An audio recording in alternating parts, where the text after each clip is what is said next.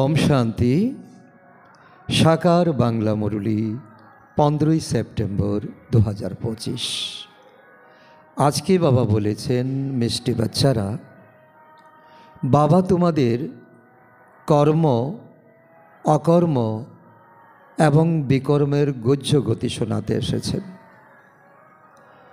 আত্মা আর শরীর যখন দুই পবিত্র থাকে তখন কর্ম অকর্ম হয়, পতিত হলে বিকর্ম হয়।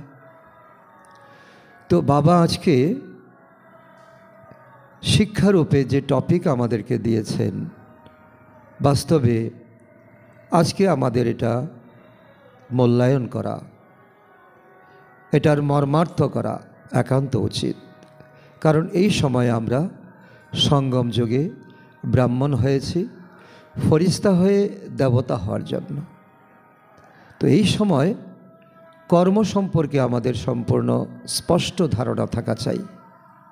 শতযুগে কর্ম হবে, কর্ম করবে, কিন্তু কর্ম হবে অকর্ম। আর দ্রাপর থেকে আমাদের কর্ম হবে বিকর্ম। আর এই সঙ্গম যুগে একমাত্র সময় যখন আমাদের পুণ্য কর্ম করার সময়। এক কর্ম হচ্ছে মন্দ কর্ম, এক হচ্ছে পুণ্যকর্ম বা ভালো কর্ম। যখন আত্মা পবিত্র থাকে, কাঞ্চনকায়া শরীর আমাদের প্রাপ্ত হয়, আত্মা এবং শরীর দুই পবিত্র হয়, তখন আমরাও কর্ম করি, সত্যযুগে থাকি, তখন কর্ম অকর্ম হয়। তো এই কর্ম, অকর্ম, বিকর্ম এবং পুণ্যকর্মের এই গুহ্য গতিকে বুঝে যদি আমরা কর্ম করি তো আমাদের কর্ম শ্রেষ্ঠ কর্ম হবে, পুণ্যকর্ম হবে এবং পরবর্তী জীবন আমাদের নর থেকে নারায়ণ অবশ্যই আমরা উপলব্ধ করব। প্রশ্ন, আত্মায় জং ধরার কারণ কি? জং যে লেগেছে তার প্রমাণ কি? যেমন লোহাতে মরচে ধরে, তাকে দেখলেই বোঝা যায় যে একটা নতুন লোহা, একটা পুরাতন লোহা, জং ধরে লাল হয়ে গেছে। তো এই সময় আত্মায় যে জং পড়ে তার প্রমাণ কি, তার লক্ষণ কি, আর এই জং ধরার কারণই বা কি? উত্তর, জং ধরার কারণ হলো বিকার, 5 বিকার। পতিত হওয়ার কারণেই আত্মায় জং ধরে। এখনো পর্যন্ত যদি জং লেগে থাকে তাহলে তাদের পুরনো দুনিয়ার প্রতি আকর্ষণ হতে থাকবে। ক্রিমিনাল বুদ্ধি আকর্ষণ করবে, তারা স্মরণে থাকতে পারবে না। এই 3 নিদর্শন দেখেই আমরা বুঝতে পারবো যে আমাদের জং কতটা পরিষ্কার হয়েছে, জং কতটা লেগে রয়েছে। কারণ বিকারে আমাদের যখন মনই যাবে না, যখন দাহ্য পদার্থ থাকবে, আর যখন মোমও থাকবে, অগ্নিও থাকবে, মোম যখন গলবে না তখন বুঝে নিতে হবে আমার চোখ ক্রিমিনাল আই থেকে সিভিল আই হয়ে গেছে। চোখ কোনো প্রতি কারো প্রতি আকর্ষিতই হবে না, আর সে তখন ঈশ্বর পরমপিতা পরমাত্মাকে স্মরণ করতে থাকবে। যতই পরিস্থিতি আসুক, যতই বিঘ্ন আসুক, যতই তার জীবনে উত্থান পতন আসুক, তার অন্য প্রতি তার কোনো আকর্ষণই থাকবে না। এটাই হলো তার লক্ষণ এবং তার থেকে বাঁচার উপায়, একমাত্র পিতা পরমাত্মাকে স্মরণ। ওম শান্তি। বাচ্চারা, এর অর্থ তো বুঝেই গেছে। ওম শান্তি বললেই এই নিশ্চয় এসে যায় যে আমরা আত্মারা এখানকার অধিবাসী নই, আমরা তো শান্তিধামের অধিবাসী। যখন ঘরে থাকি, পরমধামে থাকি, শান্তিধামে থাকি, তখন আমাদের সদর্ম হলো শান্ত স্বরূপ। দেহ থাকে না, দেহবোধ থাকে না, কর্ম থাকে না। তারপর এখানে এসে আমরা অভিনয় করি, কেননা শরীরের সঙ্গে সঙ্গে কর্ম তো করতেই হয়। শতযুগে কর্ম করব, আর এখন কলিযুগে আমরা কর্ম করছি, সঙ্গম যুগে আমরা কর্ম করছি। কর্ম করা হয়, এক হলো ভালো আর এক হলো মন্দ কর্ম। মন্দ কর্ম তখন হয় যখন রাবণ রাজ্য চলে। রাবণ রাজ্য সকলের কর্মই বিকর্ম হয়ে গেছে।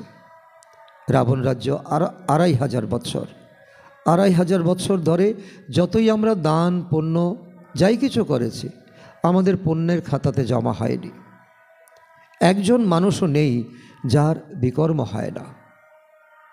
মানুষ তো মনে করে সাধু সন্ন্যাসী আদির দ্বারা বিকর্ম হতে পারে না, কেননা তারা সকলে পবিত্র। এটা সাধারণ মানুষের ধারণা। তারা সন্ন্যাস ধর্ম গ্রহণ করে, তারা বিকারে যায় না। বাস্তবে পবিত্র কাকে বলা হয় তারা একদমই জানে না। বলেও থাকে যে আমরা পতিত। সন্ন্যাসীরাও কিন্তু ভগবানকে আরাধনা করে, আর নিজেকে কি বলে? নিজেকে পতিত বলেই দাবি করে, আর ঈশ্বরকে ডাকে আমরা পতিত, আমাদেরকে পতিত দুনিয়া থেকে নিয়ে চলো সুখের দুনিয়াতে। তো পতিত পাবনকে ডাকতে থাকে। যতক্ষণ না তিনি আসেন ততক্ষণ দুনিয়া পবিত্র হতে পারে না। তো এখন যারা সন্ন্যাসীর কাছে জিজ্ঞাসা হয়ে যায়, তো তারা যে সন্ন্যাসীকে ভগবানের দরজা দিয়েছে এটা তাদের কোনো ভুল নয়। এটা সন্ন্যাসী যে গ্রহণ করেছে এটাই তার ভুল। কারণ সন্ন্যাসী নিজেই জানে সে পতিত, ভগবানকেও ডাকে হে পতিত পাবন এসো। আর আমরা সাধারণ মানুষ, আমরা ভাবি যে সন্ন্যাসী ভগবানের সমতুল্য, ওনাকে প্রণাম করলে, ওনার কাছে ভিক্ষা চাইলে তিনি আমাদেরকে পথ থেকে পাবন করে দেবেন। বাস্তবে তা নয়। বাস্তবে আমরা মানুষ, সাধারণ মানুষ, আমরা হলাম বেশি পতিত আর সন্ন্যাসী হলো কম পতিত। তারা বিকারে যায় না, আমরা গৃহস্থ ব্যবহারে থাকি, আমরা বিকারে যাই। এটাই পার্থক্য। বলেও থাকে না যে আমরা পতিত, পতিত পাবনকে ডাকতেই থাকে। যতক্ষণ না তিনি আসেন ততক্ষণ দুনিয়া কখনো পবিত্র হতে পারে না। কারণ গুরু গোসাই বিদ্বান পণ্ডিত সাধু সন্ত কেউ দুনিয়াকে পবিত্র বানাতে পারে না। এখানে এ হলো পতিত পুরানো দুনিয়া। তাই পবিত্র দুনিয়াকে মানুষ স্মরণ করতে থাকে। পবিত্র দুনিয়াতে যখন যাবে তখন পতিত দুনিয়াকে তো স্মরণ করবে না। ওই দুনিয়াই হলো আলাদা। প্রতিটি জিনিসই প্রথমে নতুন হয়, তারপর পুরানো হয়। নতুন দুনিয়াতে একজনও পতিত থাকবে না। নতুন দুনিয়ার রচয়িতা হলেন পিতা পরমাত্মা, যিনি এই সময় ওনার প্রতিশ্রুতি রাখতে তিনি ব্রহ্মার শরীরে এসেছেন। এসে তিনি আমাদেরকে প্রকৃত গীতা জ্ঞান দিচ্ছেন। তিনি হলেন পতিত পাবন। গঙ্গা জল নয়। আমরা ভুল করে যাই। শরীরের ময়লা দূর হতে পারে, কিন্তু আত্মার ময়লা মোটেই দূর হয় না। তাই তার রচনাও অবশ্যই পবিত্র হওয়া উচিত। এই সময় আমরা এই পরমাত্মার মূল মন্ত্র যে আমাকে স্মরণ করো, বাবা যে মন্ত্র আমাদেরকে দিচ্ছেন যে পরম পিতাকে স্মরণ করলেই আত্মা বিকার থেকে মুক্ত হতে পারে, আত্মার থেকে জং সরে যেতে পারে, আত্মা পতিত থেকে পাবন হতে পারে। পতিত থেকে পবিত্র, পবিত্র থেকে পতিত, এই কথা দুনিয়ার কারোর বুদ্ধিতেই বসে না। কারণ তাদের সেটা পার্টি নয়। কল্পে কল্পে বাবাই এসে তা স্পষ্ট করেন এবং তা বোঝান। বাচ্চারা, তোমাদের মধ্যেও কেউ কেউ নিশ্চয় বুদ্ধি হয়েও আবার পুনরায় সংশয় বুদ্ধি হয়ে যায়। মায়ার কোলে একদম ঢলে পড়ে, আর মায়া তাকে একেবারে গ্রাস করে ফেলে। যেমন দেখিয়েছে যে তো হাতিকে কি করেছে? গজ খেয়ে ফেলেছে। কারণ হাতি নিজেকে শক্তিশালী মনে করেছে, জল পান করতে গেছে আর নিজেকে শক্তিশালী মনে করেছে, আর সবাইকে তুচ্ছ মনে করেছে। তো এমনই আমাদের জীবনে আমরাও যদি নিজেকে এমন অহংকারী ভাবি, তো যে কোনো সময় মায়ার কোলে আমরাও ঢলে পড়তে পারি। তোমরা তো মহারথী, তাই না? মহারথীদেরই ভাষণ দেওয়ার জন্য এখানে সেখানে ডাকা হয়। মহারাজাদের বোঝাতে হবে, যারা এই সময়ে যারা বিভিন্ন পদাধিকারী, যারা বিদ্বান পণ্ডিত, তো তাদেরকে কে বোঝাবে? তাদেরকে তো তোমাদের মতোই কেউ মহারথী গিয়ে বোঝাতে হবে, যুক্তি দিয়ে বোঝাতে হবে। তোমরাই প্রথমে পবিত্র পূজ্য ছিলে, এখন তো হলই পতিত দুনিয়া। পবিত্র দুনিয়াতে ভারতবাসীরাই ছিল। তোমরা ভারতবাসীরা আদি সনাতন দেবী দেবতা ধর্মের ডবল মুকুটধারী, সম্পূর্ণ নির্বিকারী ছেলে। তাদেরকে সম্মান দিয়ে বোঝাতে হবে, যুক্তি দিয়ে বোঝাতে হবে। মহারথীদের তো এভাবেই বোঝাতে হবে, তখন তাদের বোধগম্য হবে। এই নেশার সঙ্গেই বোঝাতে হবে যে আমি ভগবানের সন্তান, ভগবান আমাকে প্রেরণা দিয়েছেন, ভগবান আমাকে পাঠিয়েছেন, সেই ভগবানের মহাবাক্যই আমি শোনাচ্ছি। এটা আমার কোনো কথা নয়। আর ভগবান কি বলেছেন? ভগবান বলেছেন, বাচ্চারা, কাম মহাশত্রু। কাম চিতায় বসে মানুষ কালো হয়ে যায়, তারপর জ্ঞান চিতায় বসলে অবশ্যই সুন্দর হবে। এখন যারা বোঝায় তারা তো আর কাম চিতায় বসতে পারে না। এটাও তোমাদের মধ্যে প্রতিজ্ঞা করতে হবে যে ভগবানের জ্ঞান পেয়ে, গুণ পেয়ে, শক্তি পেয়ে আর পুরানো জীবনে যাওয়া চলবে না। বিকারকে ত্যাগ করেছ তো ত্যাগ করেছ, তাকে আর কখনো গলগ্রহ করবে না। কিন্তু এমনও আছে যারা অন্যদের বোঝাতে বোঝাতে তো নিজেরাই কাম চিতায় চলে যায়। তখন তাদের বোঝানোর মধ্যে, তাদের মুখের মধ্যে আর কোনো শক্তি থাকে না। পরমাত্মার দেওয়া জ্ঞানে তাদের কোনো রকম, কাউকে কোনো রকম তীর মারতে পারে না। আজ এরা বোঝায়, কাল তারা বিকারে চলে যায়।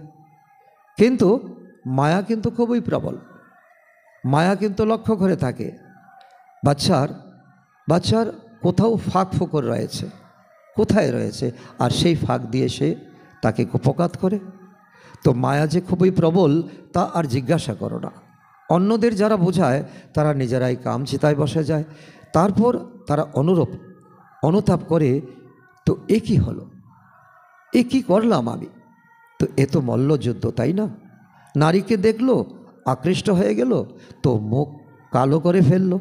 তো মায়া যে খুবই শক্তিশালী, প্রতিজ্ঞা করে না রাখতে পারলে তো কত গুণ দণ্ড তোমাদের ভোগ করতে হবে, তা কোনো রকম গুণে তোমরা শেষ করতে পারবে না। শতগুণ, সহস্র গুণ দণ্ড তোমাদের ভোগ করতে হবে। তো সে তো যেন শূদ্র সমান পতিত হয়ে গেল। তো তুমি যে প্রথমে জ্ঞান চিতায় বসেছিলে, তো সেই তোমার চিন্তা চেতনা তোমার ভ্রষ্ট হয়ে গেল। তুমি আবার শূদ্র থেকেও আরও তুচ্ছ হয়ে গেলে। তো গায়নও আছে না, অমৃত পান করে আবার বাইরে গিয়ে অন্যদের বিরক্ত করত, তাদেরও নোংরা করত। তো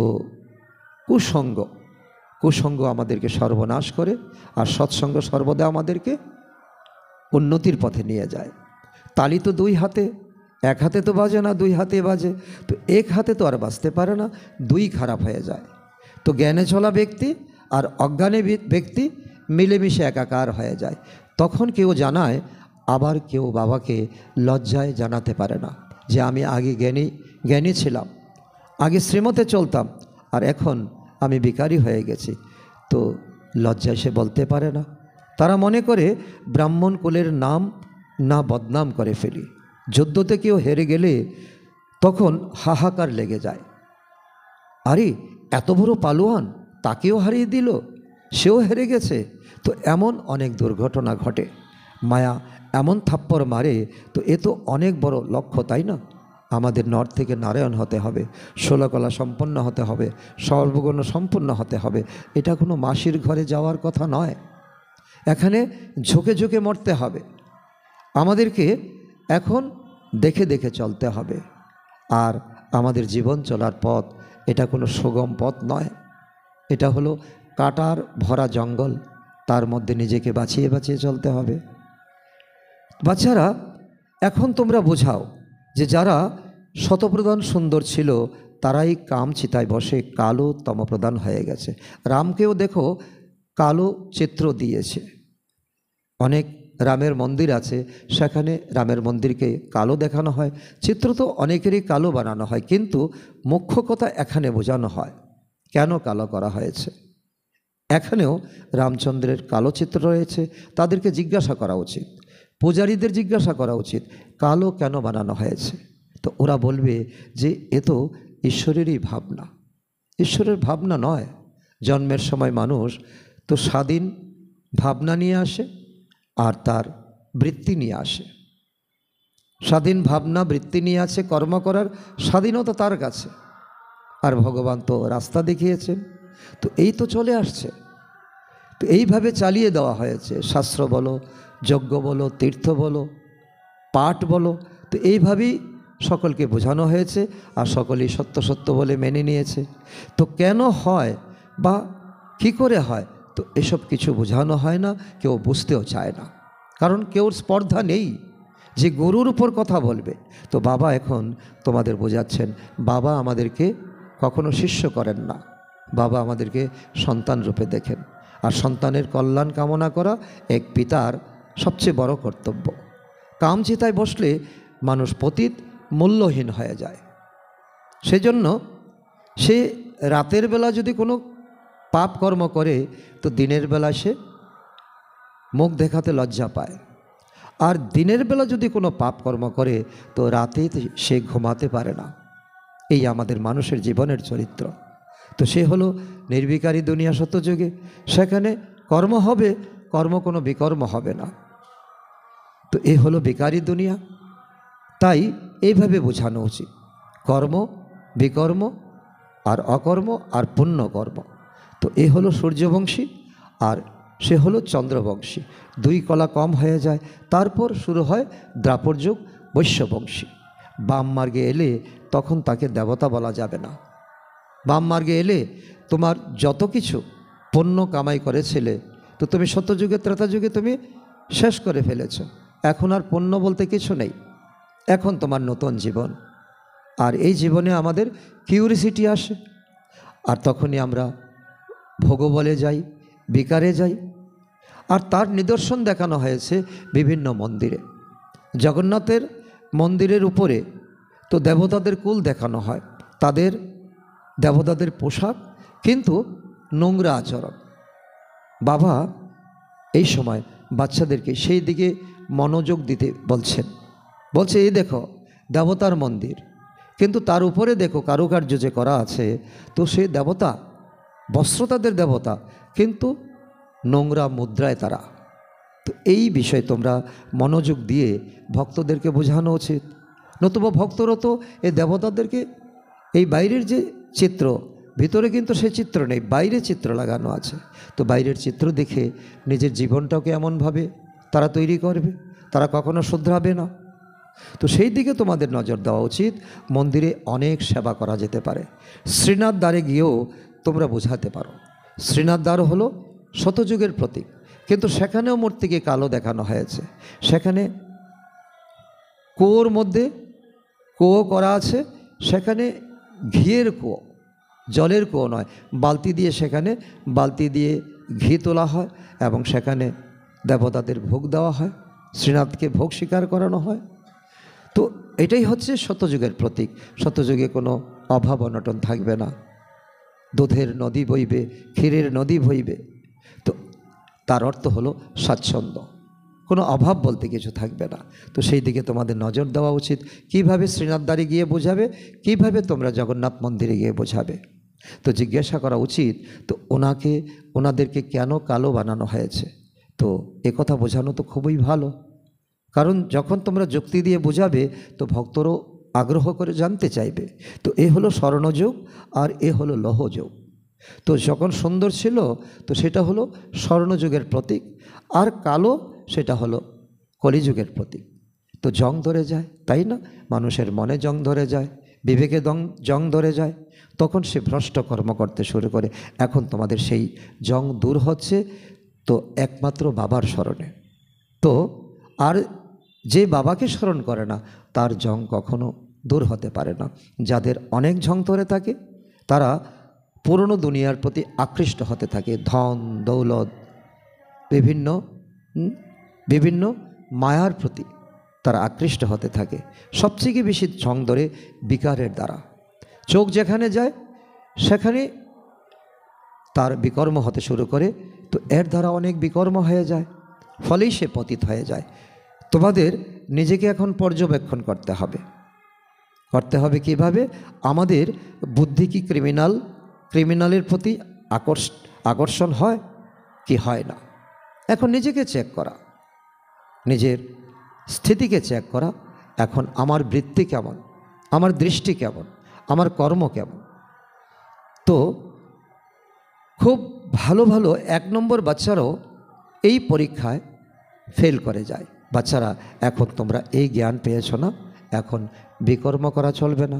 মুখ্য বিষয় হলো পবিত্রতা হলো আমাদের ফাউন্ডেশন। শুরু থেকেই এই বিষয়ের উপর চাপান উত্তর চলে এসেছে। বাবাই এই যুক্তি রচনা করেছেন যে সবাইকে বলো আমরা জ্ঞান অমৃত পান করতে যাই। যখন তোমরা বাবার ঘরে আসো তো বাইরে থেকে অনেকে শকুনি, দুর্যোধন তারা উৎপত্তি থাকে, তারা তোমাদেরকে পিছনে টানবে আর তারা প্রশ্ন করবে কোথায় যাচ্ছ? তো তাদেরকে স্পষ্ট কথা বলো যে বাবার ঘরে যাচ্ছি জ্ঞান অমৃত পান করার জন্য, জ্ঞান অমৃত সাগরের কাছে আমরা যাচ্ছি। তো আর জ্ঞান অমৃত এই সাগরের কাছে আছে আমাদের পিতা পরমাত্মা। শাস্ত্র পড়লে তো কেউ পতিত থেকে পবিত্র হতে পারবে না। গঙ্গা স্নান করলে তো শরীর ভিজবে, কিন্তু আত্মা তো ভিজবে না, আত্মা তো পবিত্র হবে না। পবিত্র হয়েই পবিত্র দুনিয়ায় যেতে হবে, এটাই হলো সিদ্ধান্ত। এখানে পবিত্র হয়ে তারপর কোথায় যাবে? মানুষ মনেও করে অমুকে মোক্ষ লাভ করেছে। ভক্তিতেও মানুষের কোনো লক্ষ্য নেই, মোক্ষ চায়, আর আসবো না দুনিয়াতে। তো বাবা বলেছে তারা কি জানে যদি মোক্ষ লাভ করে তাহলে তার ক্রিয়াকর্ম আদি করতে পারবে না। অত্যন্ত বাবা ক্লিয়ার কথা বলছে, কারণ আত্মা নিজের ক্রিয়াকর্ম নিজেই করতে হবে।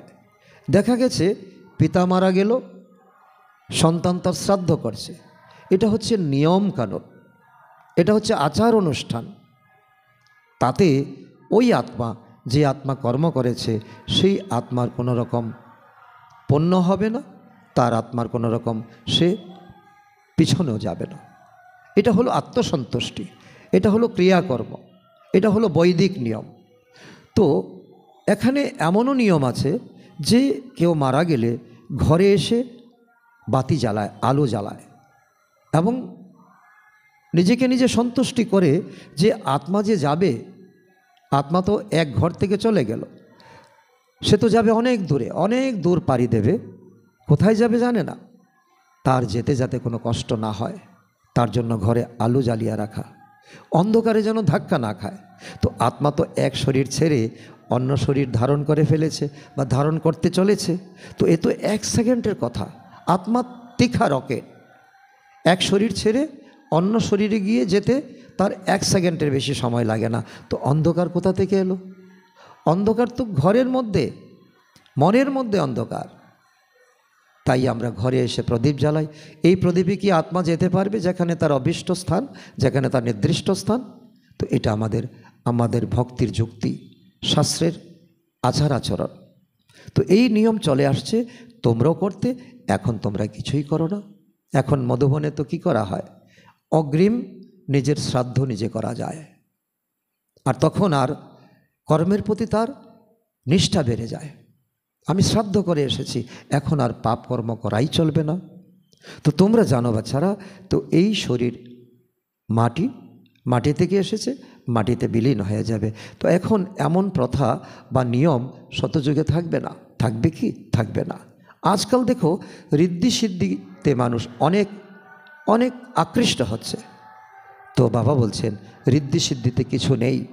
মনে করো তো ঋদ্ধি সিদ্ধি করে কেউ ডানা পেয়ে গেল আর উঠতে শুরু করলো, আর তারপর লাভ কি হলো? আত্মার কোনো কল্যাণ হয়েছে? কোনো কল্যাণ হয়নি। বাবা তো বলেন আমাকে স্মরণ করো, তাহলে বিকর্ম বিনাশ হবে। এটাই তো চাবিকাঠি, এটাই তো আমাদের মনমনা ভব। তো এই হলো যোগগ্নি, যাতে পতিত থেকে পবিত্র হতে পারবে, জ্ঞান থেকে ধন প্রাপ্ত হয়। যোগের দ্বারা এবার হেলদি, পবিত্র জ্ঞানের দ্বারা এবার ওয়েলদি, ধনবান হয়। তো এই হলো আমাদের জীবনের একটা সমীকরণ। যোগীর আয়ু সর্বদা বেশি হয়। কেন বেশি হয় সকলে প্রশ্ন করবে? কারণ যোগীরা খুব শান্ত প্রকৃতির হয়, আর অশান্ত প্রকৃতির প্রাণী বা পশু বা মানুষ তাদের আয়ু কম হবে, কারণ সে ঘন ঘন শ্বাস ফেলে, আর এতে করে তার পরমায়ু কম হয়ে যায়। আর শান্ত যে রিল্যাক্স মাইন্ডে থাকে তার কি হয়, একটা রিদমিক একটা একটা সে রিদমে সে শ্বাস নেয়, একটা রিদমে সে শ্বাস ছাড়ে, তার মধ্যে কোনো তীব্রতা থাকে না। আর যার মধ্যে তীব্রতা থাকে তো সে কিন্তু তাড়াতাড়ি হাঁপিয়ে যায় এবং তাড়াতাড়ি পরিশ্রান্ত হয়ে যায়। যেমন কুকুর একটু ছোটাছুটি করে এলেই জিহ্বা বের করে ঘন ঘন শ্বাস ফেলতে থাকে, তার মানে কুকুর একটা 12 বছরের বেশি বাঁচে না। তো আমাদের মানুষেরও যদি এই জ্ঞান এখন না হয় যে আমাকে শান্ত থাকতে হবে, আমাকে রিদমে শ্বাস নিতে হবে, রিদমে ছাড়তে হবে, তবেই আমাদের আয়ু বৃদ্ধি পাবে। আর এই প্র্যাকটিস এই সময় পিতা পরমাত্মা করাচ্ছেন। তো যারা ভোগী তাদের খাদ্য তালিকাতেও কি থাকবে না, কোনো লাগাম থাকবে না, আর মনের প্রতিও কোনো রকম ধ্যান থাকবে না, চঞ্চলতা থাকবে, তো তার অটোমেটিক আয়ু কম হয়ে যাবে। কৃষ্ণকে যোগেশ্বর বলা হয়। ঈশ্বরের স্মরণে কৃষ্ণ হয়েছে, তাকে স্বর্গে যোগেশ্বর বলা হবে না। যোগেশ্বর তো পিতা পরমাত্মা। আর এই সময় এই যোগেশ্বর থেকে শক্তি পেয়ে এই ব্রহ্মা বাবার আত্মা কৃষ্ণ হতে চলেছে, এই স্পষ্টতা এখন আমরা জানতে পেরেছি। তো এই সময় কৃষ্ণের আত্মা যোগীরাজ ব্রহ্মা বাবা, আর পিতা পরমাত্মা হচ্ছেন যোগেশ্বর। এই সময় আমাদেরকে রাজযোগ শেখাচ্ছেন। তিনি তো সত্যযুগে প্রিন্স হবেন কৃষ্ণ। পূর্বজন্মে এমন কর্ম করেছেন, ত্যাগ করেছেন, তপস্যা করেছেন ব্রহ্মা বাবা, তাই এমন জন্ম পেয়েছেন। তাই কর্ম অকর্ম এবং বিকর্মের গতি বাবাই বুঝিয়েছেন। কোনো বিদ্বান পণ্ডিত, কোনো গুরু গোসাইয়ের কাছে এই উত্তর নেই। আর তার জন্য তারা এখন কি করছে, তাদের মন মতে তারা চলছে, শ্রীমতকে তারা জানেই না। অর্ধেক কল্প হলো রামরাজ্য আর অর্ধেক কল্প হলো রাবণ রাজ্য। বিকারে যাওয়া এ হলো সবথেকে বড় পাপ। সবাই তো ভাই বোন, তাই না? যতক্ষণ পর্যন্ত আমাদের জ্ঞান না থাকে ততক্ষণ পর্যন্ত আমরাও তো পাপ করেছি। আর যখন জ্ঞান বোধ এলো তখন থেকে আমরা এই বিশ্ব সংসারে প্রতিটা আত্মার সঙ্গে ভাই ভাই সম্পর্ক, এক পরম ধাম থেকে এসেছি। আমাদের একটাই রিলেশন, আমরা এক ঈশ্বরের সন্তান। বসুদেব কুটুম্বকম, সকল সন্তান হচ্ছে ঈশ্বর পরমপিতা পরমাত্মার। আত্মারা সব ভাই ভাই না? ভগবানের সন্তান হয়ে কিভাবে আমরা ক্রিমিনাল কাজ করতে পারি? আমরা বিকেরা তো বিকারে যেতেই পারি না। এই যুক্তিতে আমাদের পবিত্র থাকতে হবে। কর্ম ইন্দ্রিয় চঞ্চল হলেও তো তাকে প্রবোধ দিতে হবে, তাকে বোঝাতে হবে। তোমরা জানো বাচ্চারা, এখন রাবণ রাজ্য শেষ হয়ে যাবে, তারপর প্রতিটি আত্মা পবিত্র হয়ে ঘরে যাবে, তারপর আসবে নতুন রাজ্যতে। একই বলা হয় ঘরে ঘরে আলো অর্থাৎ প্রকাশ। এই সময়ে তো প্রত্যেকটা ঘরে ঘরে এখন এই জ্ঞানের প্রকাশ থাকা চাই। তোমাদের জ্যোতি এখন জাগ্রত হয়েছে, তোমরা এখন জ্ঞানের তৃতীয় নেত্র পেয়েছ। শতযুগে সবাই পবিত্র থাকে, এও তোমরা এখনই বুঝতে পারো।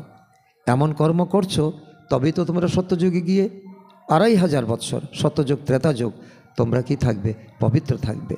অন্যদের বোঝানোর জন্য বাচ্চাদের মধ্যে নম্বর অনুসারে শক্তি থাকে।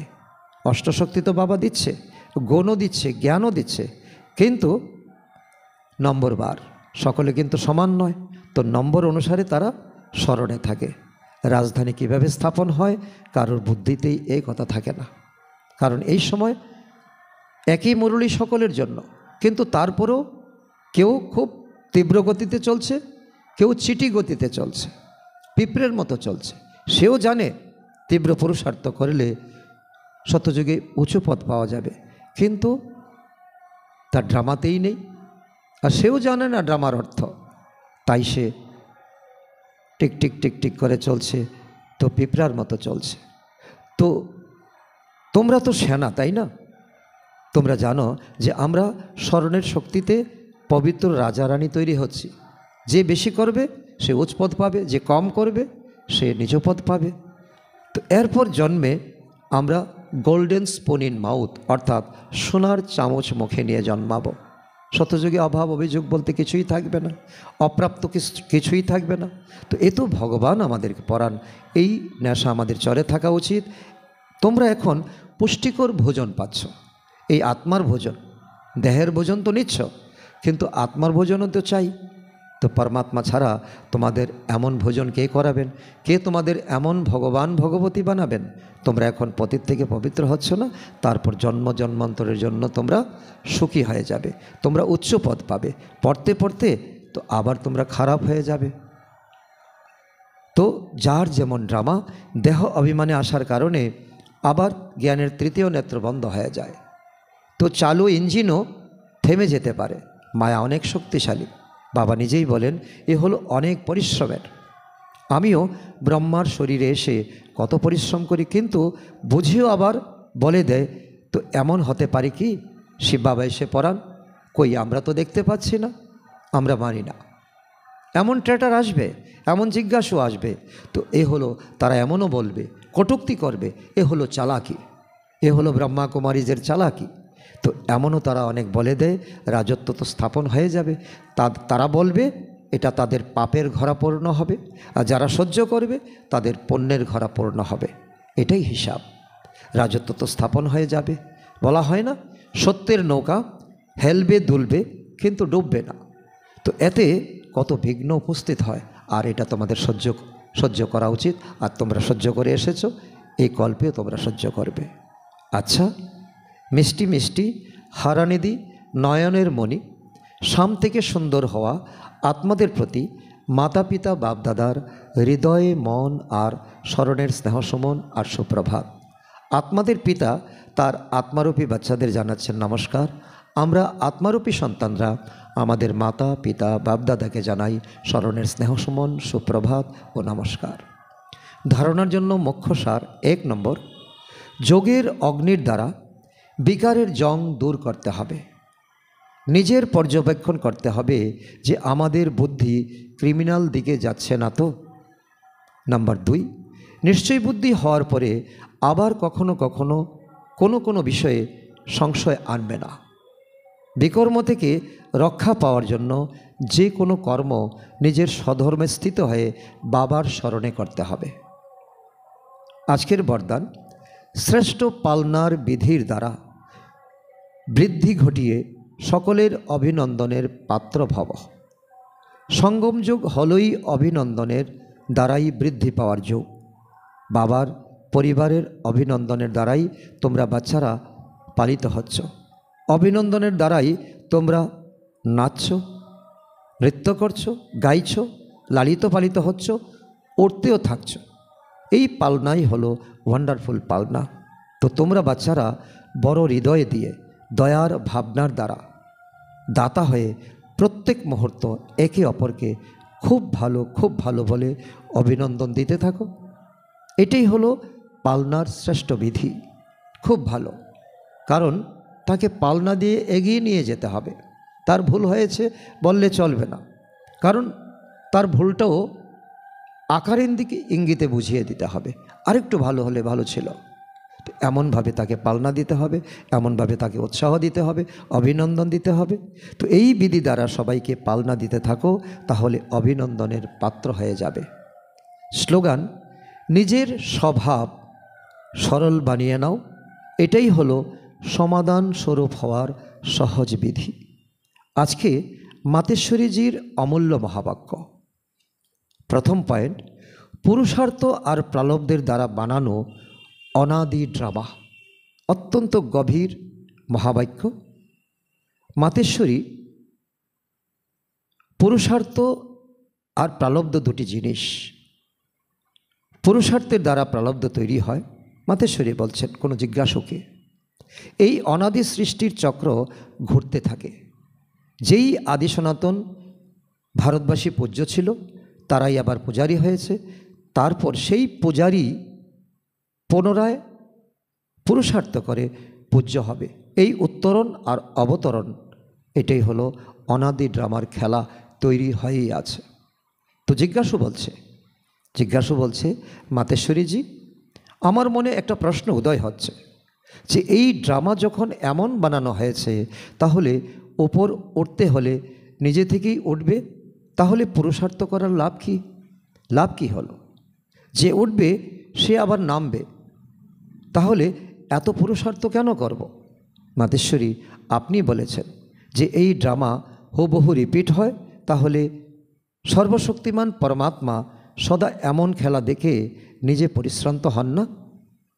4 ঋতুতে যেমন শীত গরম আদির তফাৎ রয়েছে, হেমন্ততে হেমন্তর প্রভাব, শীতে শীতের প্রভাব, বসন্ততে বসন্তের প্রভাব, তাহলে এই খেলা থেকে কোনো পার্থক্য বা ফারাক হবে না মাতেশ্বরীজি।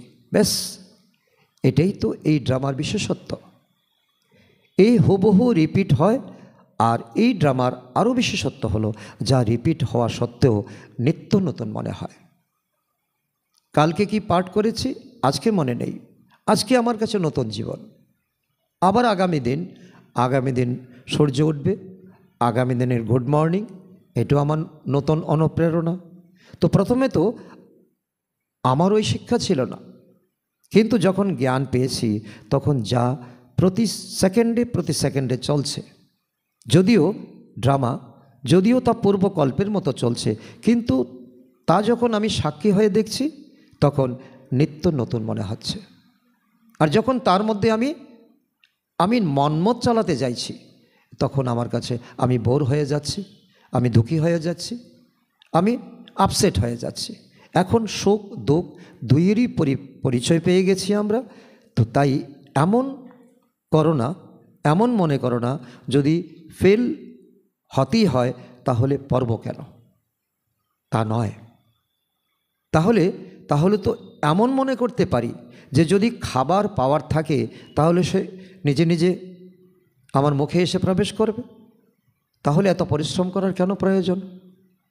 তার জন্য বলা হয়েছে নহি সুপ্তস্য সিংহস্য প্রবিশন্তি মুখে মৃগা। তো বনের রাজাও যদি রাজা মনে করে শুয়ে থাকতো, তো হরিণ ছানা তার মুখে এসে পড়বে না, তাকেও পুরুষার্থ করে তাকে ধরতে হবে। এটা তার ধর্ম, এটা তার খাদ্য। তো সেই জন্য তো আমাদের উদরপূর্তি করতে হবে, পরিশ্রম করতে হবে, উপার্জন করতে হবে, রুটি রোজগার করতে হবে, আমাদের ক্ষুধা নিবৃত্ত করতে হবে। তো এমনিতে আমিও এখন দেখছি যে এখন চর্তি কলার সময় এসেছে, তো সেই দেবতা বংশের স্থাপনা হচ্ছে। তাহলে কেন না এই সুখ আমরা বর্জন করব, কেন এই সুখকে আমরা গ্রহণ করব? এটাই হলো বুদ্ধিমানের কথা। আজকে দুনিয়াতে যখন আমরা নতুন কিছু একটা পরিবর্তন দেখছি, কোথাও ভিড় ভাড় দেখছি, আমরা দৌড়ে ছুটে যাই, কৌতূহল।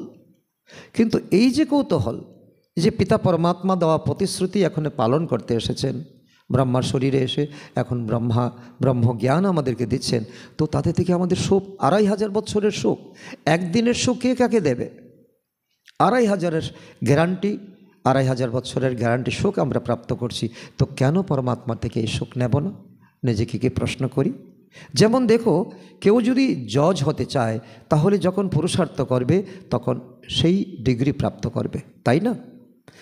যদি তাতে ফেল করে যায় তাহলে সেই পরিশ্রম তার বৃথা হয়ে যায়। কিন্তু কারণ তার এই জন্মের সঙ্গে তার ডিগ্রির সম্পর্ক, সে যখন মারা যাবে তখন ডিগ্রি তার সঙ্গে ক্যারি করবে না। তো কিন্তু এই অবিনাশী জ্ঞানে এমন হয় না। এই অবিনাশী জ্ঞানের সামান্যতম যদি কেউ গ্রহণ করে তো এটাও বিনাশ হয় না। তো এত পুরুষার্থ না করতে পারলেও যদি দৈবী বংশেও না আসো, কিন্তু কম পুরুষার্থ যদি করো, তাহলে সেই সত্যযুগের দৈবী প্রজাতেও তো অন্তত আসবে, নকর চাকর হয়ে আসবে, প্রজা হয়ে আসবে, দাসদাসী হয়ে আসবে। পুরুষার্থ করা কিন্তু আবশ্যক, কেননা এই পুরুষার্থের দ্বারাই প্রালব্ধ তৈরি হচ্ছে। বিনা পুরুষার্থ প্রালব্ধ দেবে না।